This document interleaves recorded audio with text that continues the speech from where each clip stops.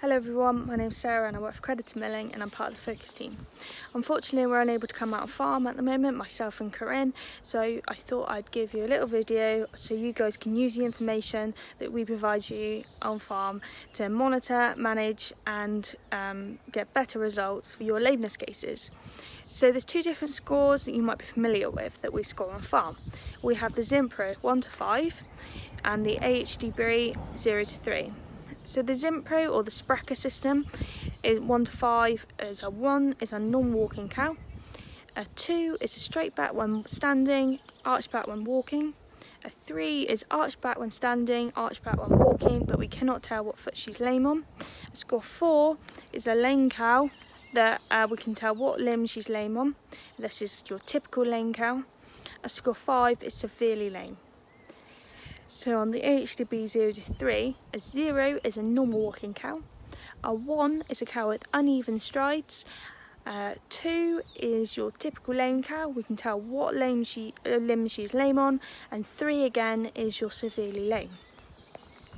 If you would like to have a go at doing some scoring while we're off the farms, I will put a link to the AHDB website so you can have a little look and get an insight on how to score. What would be important if you are scoring, it's the same person every time. Some people are a bit more lenient, some people are a bit more harsh. So having that same person so you can compare every time is a great help. Also, I would suggest that your first impression on that cow is probably the most honest impression. If you think too much into it, you double guess yourself. Also, when you're scoring, pretend these cows aren't your own. It's really difficult, and I know for myself, scoring your own cows because you know all the history of that cow. If you go in there, think these aren't my animals and give your honest opinion. So when you get your results via email or via post, you'll see on there it gives you your average lameness score. You will also in the future have a chart or a graph to tell you how you're improving. So to use these scores, if we're looking at the AHDB, we want to be prevention trimming. If we're always chasing those lame cows, it's taking a lot more effort, a lot more time, and a lot more of your valuable day gone trimming. So if we can catch those prevention, we can stop them becoming lame cows and costing us really more money in fertility, in lameness, in costs of having the foot trimmer in, depreciation in yield, higher chances of mastitis, less intakes, body weight condition, the list goes on. So lameness is considered the third most critical condition and the third most deaths on farm.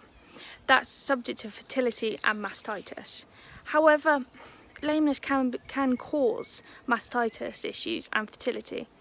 So is lameness a bigger problem than actually we all think? When you're getting your score results come through, you'll see that your score 3 cows on the Zimpro are your prevention trimming. If you are really on top of your game and you haven't got many 4s or 3 cows, then we can start looking at your 2s. The better we can get your lameness on farm, the better, healthier cows we have, the better chances we've got fertility and better chances for more milk in that tank. So we're getting intakes, line down time, you name it, they're going to be better. On the AHDB, we're looking at definitely trimming those 2s and trimming those 1 cows as well.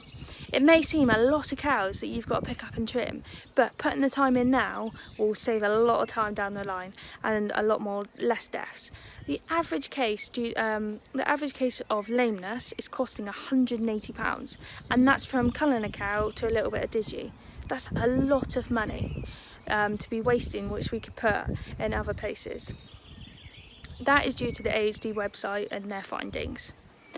So if we can get on top of this, the better. So my key point to take home today is prevention trimming, 100%. We want 0 lameness in the dry cow pen. We do not want to be seeing those girls lame. So if we got 2 lame cows, I would be going for that dry cow over a milking cow. I know that sounds absolutely ludicrous, but it will pay its way. We don't want to be carrying down cows that are lame because they all relax and we can see that lameness getting a hell of a lot worse. So yeah, I hope that's a little bit of an insight today on how we can improve, monitor and go forward with our lameness on farm, and I hope it's been a little bit of a help. Thank you.